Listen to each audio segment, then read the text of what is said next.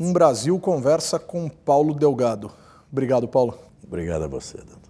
A satisfação, e acho que a gente tem um primeiro instante aqui de uma reflexão. Eu vou tomar por base uma palestra proferida recentemente pelo senhor aqui na FEComércio, em que se fala sobre o fato de que a punição fiscal e tributária nos Estados Unidos é o que garantiria a ideia de igualdade perante a lei e não o fato de existirem cadeias e prisões para todos.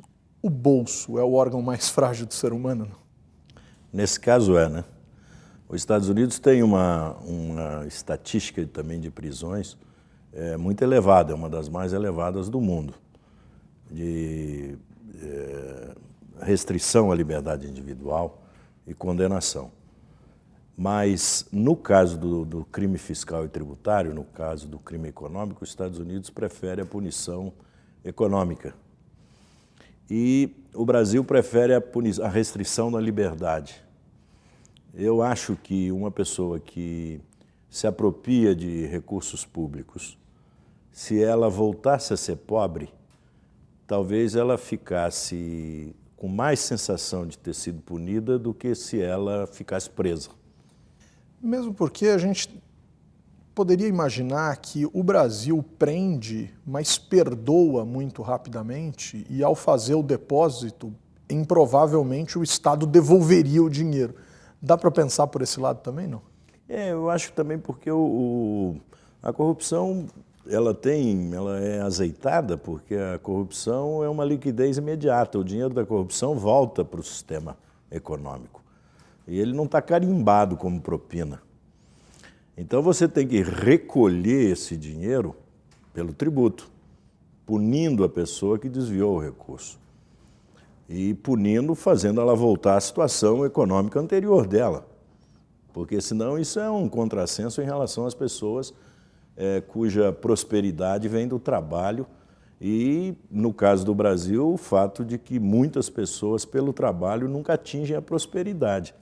Então é preciso de punir a pessoa que faz o desvio delinquencial e quer chegar na prosperidade pela apropriação do recurso público, não é? Então eu acho que lá no Congresso, por exemplo, eu acho que nós, o deputado federal, o senador brasileiro, não devia estar preocupado em fazer lei para transformar uma pessoa numa pessoa honesta. Ele tem que fazer lei para que uma pessoa, se eleita desonesta, não consiga ser ladrão, né? A lei não visa transformar uma pessoa de comportamento delinquencial num comportamento socialmente relevante. A lei diz que há limites para o comportamento delinquencial e há interdições ao comportamento delinquencial. Perfeito. Então, essa discussão moralista sobre o comportamento de um delinquente, seja um delinquente de colarinho branco, seja um delinquente comum, da marginalidade social brasileira, essa discussão não pode ter esse caráter moralista. A lei não pode ter esse caráter, embora ela tenha um objetivo moral. Ela tem um alcance ético relevante, porque ela pune as pessoas que se desviam de condutas sociais aceitas. Mas ela tem que ser rígida nesse sentido, ela tem que ser muito clara, tem que ser cartesiana, ela tem que ser compreensível. Só a lei, nesse sentido, seria capaz de resolver isso de uma ou de outra forma? Vamos aproveitar aqui uma conversa entre sociólogos, né? Quer dizer, vamos retroagir aí na história, pelo menos em algumas interpretações. De acordo com Sérgio Buarque, o brasileiro seria aventureiro, teria herdado isso dos ibéricos. Pela lógica weberiana, os países protestantes teriam, pelo menos no seu cerne, na sua lógica ética, o trabalho como forma de louvar a Deus. Origens diferentes poderiam ser condicionadas a um mesmo objetivo apenas pela lei, ou a gente teria que construir valores? Não, eu acho que você tem a história da sociedade. Quer dizer, o Brasil, a abundância faz o Brasil ser folgado. Eu não sei se hoje o Raiz do Brasil, do Sérgio, que é uma das obras, é um marco da historiografia e da sociologia brasileira, mas dos anos 30, eu acho que essa análise culturalista que ele fez muito parecida com a do Faoro também, dos donos do poder, que o Brasil tem uma cultura de preguiça, que o Brasil tem uma cultura de jeitinho, que o Brasil tem uma cultura de informalidade. Eu acho que não, acho que o Brasil tem uma cultura de abundância, de facilidade. Essa ideia de que aqui se plantando tudo dá é verdade. Não tem país do mundo que tenha o calendário solar que o Brasil tem. Não tem país do mundo que tenha a quantidade de água doce que o Brasil tem. Agora, por que uma seca no Nordeste não é abastecida pelo Rio Amazonas? Aí não é um problema do jeitinho, é de falta de jeitinho. É que a política brasileira não quer pegar a água e fazer aqueduto para as áreas secas. Eu acho que o Nordeste é pobre, a área pobre do Nordeste não é pobre porque é seca, é pobre porque é governista. Se o nordestino não fosse governista, eu tenho certeza que o Nordeste seria mais próspero. São Paulo sempre foi oposicionista, São Paulo é mais próspero.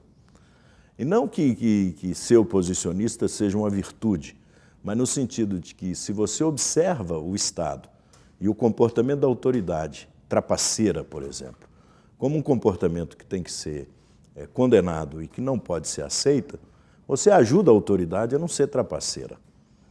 Mas se você dá um jeito de se conformar a essa autoridade, ou de querer compor com ela, através de políticas sociais equivocadas, de submissão das áreas pobres e de tirar a autonomia do cidadão e a independência do cidadão, você faz a autoridade também se corromper, né? Quem se vale de uma autoridade incapaz, se aproveita da incapacidade de uma autoridade e não vai conseguir deixar de ser incapaz.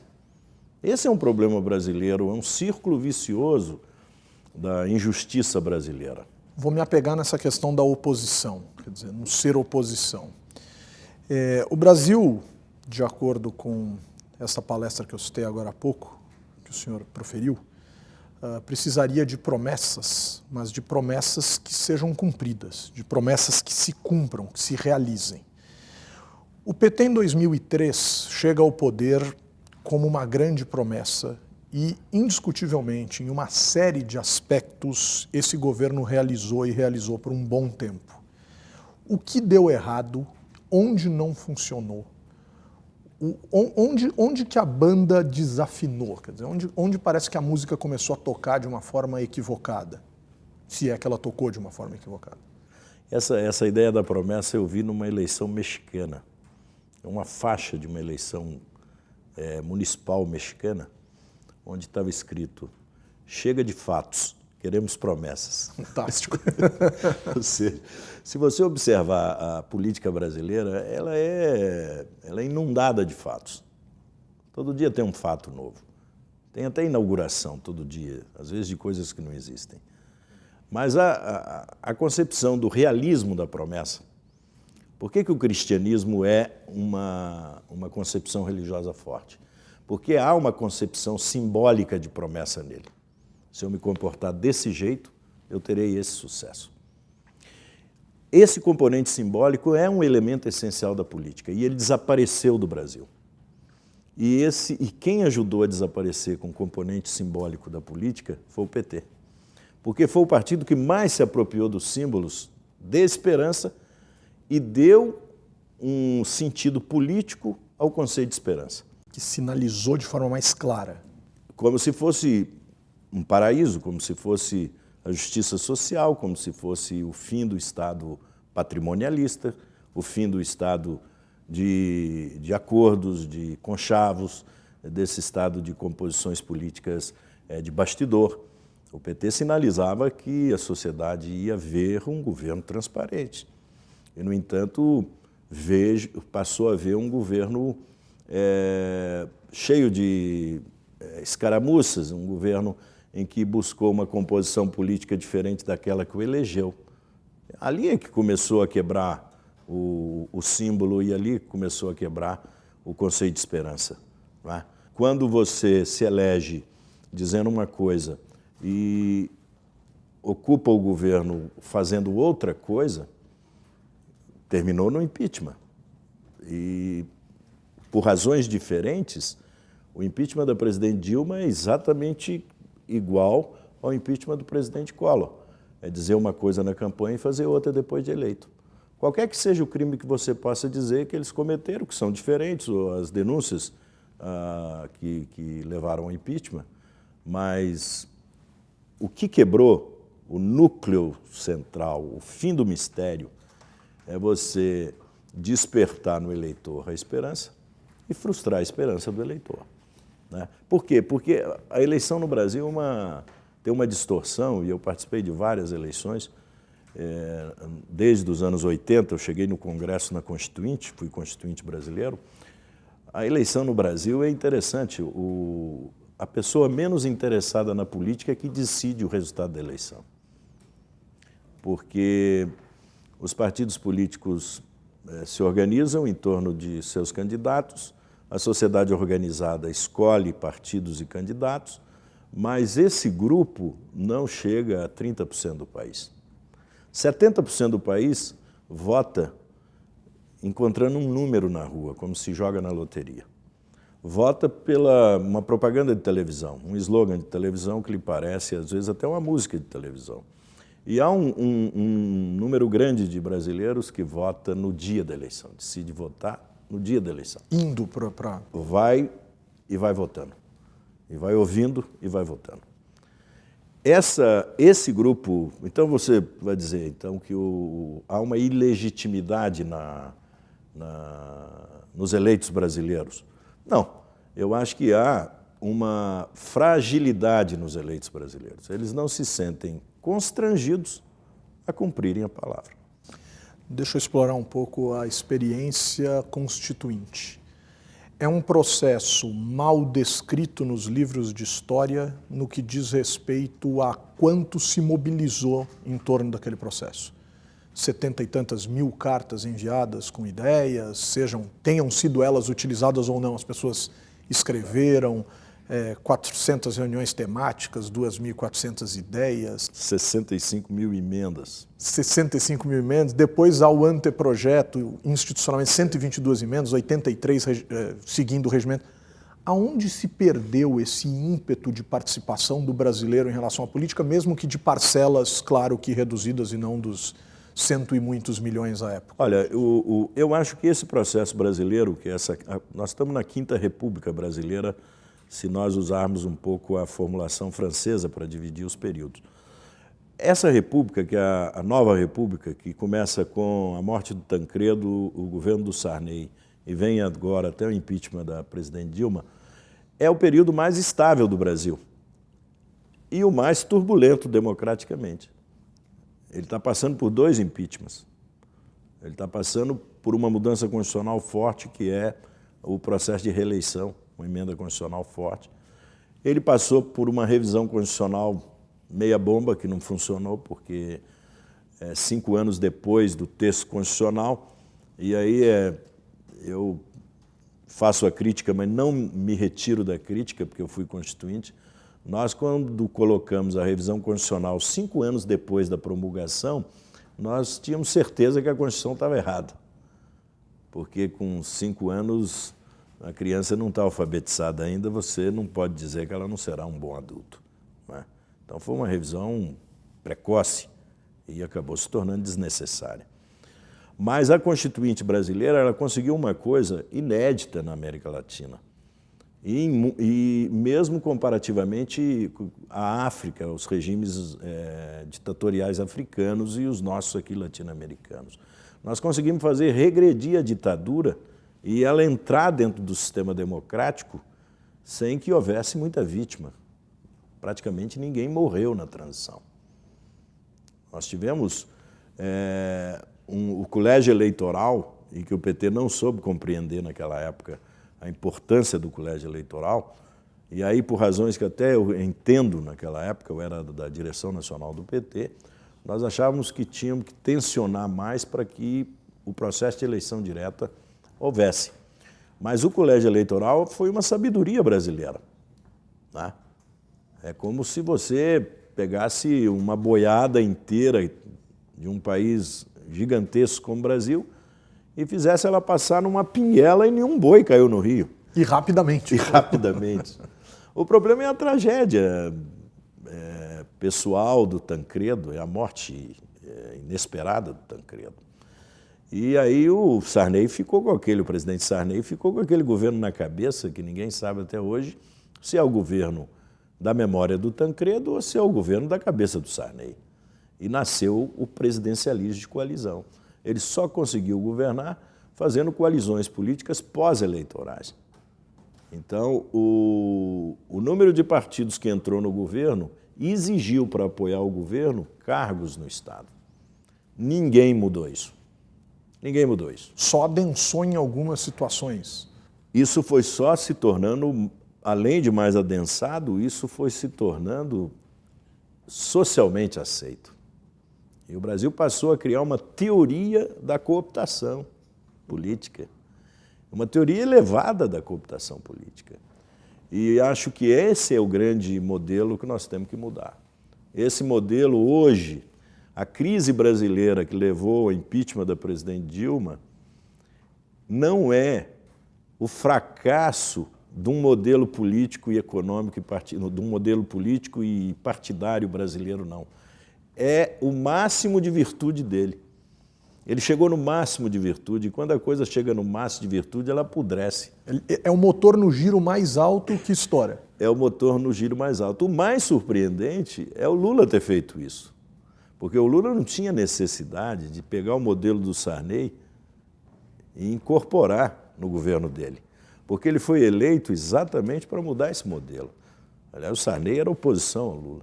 Agora, o presidente Sarney não pode ser acusado também de ter feito um modelo equivocado. Ele fez um modelo possível na época.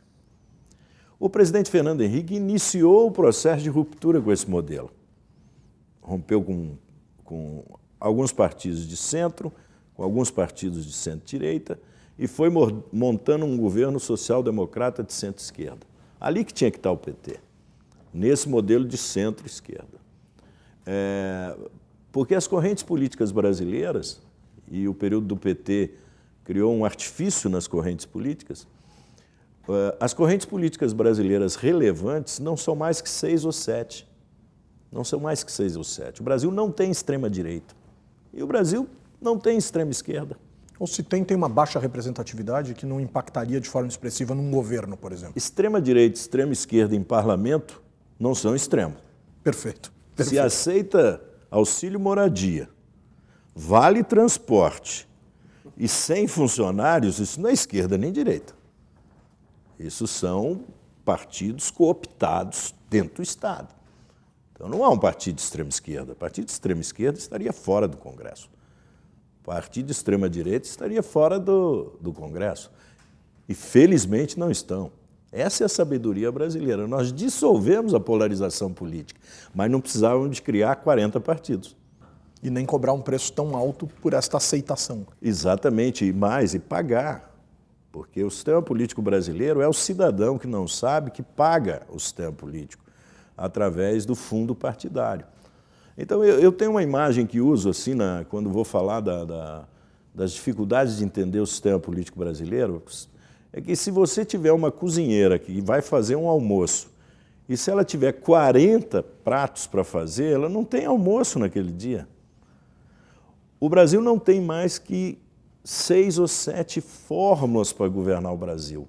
E mesmo assim, eu acho que no sistema econômico, por exemplo, são 2 ou 3. Porque nós nem temos o liberalismo puro, e é bom que não tenhamos, nem temos o socialismo puro, o comunismo puro, que é bom que não tenhamos. Porque todos os dois fracassaram no mundo. Então você tem, nesses 6 ou 7 partidos, que são as 6 grandes correntes de opinião brasileira, com um pouco mais de tributação, um pouco mais de política social, um pouco mais de Estado, um pouco menos de Estado. Por que não temos, então, um sistema enxuto? Porque não tem cláusula de barreira, que é uma outra irresponsabilidade brasileira. Da Justiça, nesse caso? Foi do Supremo, que interferiu no Congresso e impediu a cláusula de barreira. Qualquer partido que não tenha número mínimo de votos para entrar no sistema nacional, ele não tem o direito de governar o Brasil. Eu sou a favor de ampla liberdade no município, menos nas capitais, que hoje são regiões metropolitanas. Mas nos municípios pequenos, um partido podia ser livre. Governaria a prefeitura se obtivesse mais que 5% dos votos municipais. Mas ele só poderia entrar no sistema estadual se ele tivesse 5% dos votos estaduais. E só poderia entrar no sistema nacional se ele tivesse 5% dos votos nacionais. Agora, hoje, qualquer um entra no sistema nacional. E se serve de recursos públicos para isso, quer dizer? De recursos públicos e de propaganda, uma publicidade manipuladora na televisão, porque aquilo não é publicidade de partido político, não é? Aquilo é vamos dizer assim, um narcisismo absurdo de líderes políticos falando para eles próprios, não falam para a sociedade. O que o senhor está defendendo é que não se restrinja a liberdade dos grupos se organizarem e pedirem voto, mas que se restrinja a chegada destes grupos ao poder se eles não representam efetivamente algo e também a restrição à tomada de recursos públicos, uma vez que não representam. Seria mais ou menos isso. Mas, na verdade, é o seguinte, só há uma maneira de traduzir vontade do cidadão em cadeira parlamentar ou em ocupação de posse no executivo, é pelo sistema eleitoral. É a mais avançada do mundo, com todas as insuficiências. Para traduzir vontade em voto, voto em cadeira, eu preciso ter um número mínimo de votos. Não pode ter honoria, pessoa que representa a si próprio. Perfeito. Não é? Porque um país como o Brasil, com mais de 200 milhões de habitantes, ele não será representado por líderes messiânicos. Todos fracassaram, de esquerda ou de direita. E um dos problemas brasileiros maiores ainda é o líder individual messiânico imaginar que é mais forte que as estruturas da sociedade do que as instituições da sociedade brasileira. Nós vamos continuar a serviço desses líderes? Por exemplo, pensando nas eleições de 2018, o que é mais provável, sob sua análise? Que a gente amadureça a nossa democracia num curto período de tempo ou que a gente corra o risco ou tenha uma probabilidade bastante acentuada de nos encontrarmos com essas lideranças messiânicas que podem levar o nosso voto e governar o país? Isso é muito latino-americano, não é? O Brasil, embora goste muito da Europa, os brasileiros, todos os políticos brasileiros adoram ir à Europa. Vão a Paris, ficam passeando naqueles passeios gigantescos de Paris e são incapazes de fazer um bulevar na sua cidade. Então, essa concepção autoritária, messiânica, de que você tem poder pessoal, carismático, é uma insuficiência da política brasileira, porque carisma dá em qualquer um. Carisma dá no bem e no mal, né? A distribuição do carisma não se dá pelo caráter da pessoa. O carisma é outro departamento da natureza humana. Então é um risco o líder carismático, devia ser proibido na política, não é? Por quê? Porque você não pode esgotar a sua capacidade de liderança em você mesmo. Porque você, na verdade, submete a sociedade a um tipo de comportamento deformado. Porque ninguém pode ser o tempo todo político.